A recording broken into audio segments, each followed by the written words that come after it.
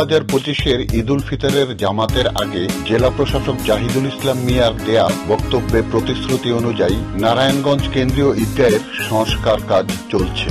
ঝুঁকিপূর্ণ হওয়ায় চারপাশের দেয়াল ও প্রধান ফটক ভেঙে পুনরায় নির্মাণ করা হচ্ছে। পাশাপাশি অসংখ্য শিক্ষা প্রতিষ্ঠান অধ্যুষিত মাঝদারবাসীর চলাফেরার সুবিধার কথা বিবেচনায় পশ্চিম পাশের দেয়াল অনেকটা ভেতরে আনা হচ্ছে। থাকছে না রাস্তার মাঝখানে মিম্বর, ফলে সড়ক আরো প্রশস্ত হচ্ছে।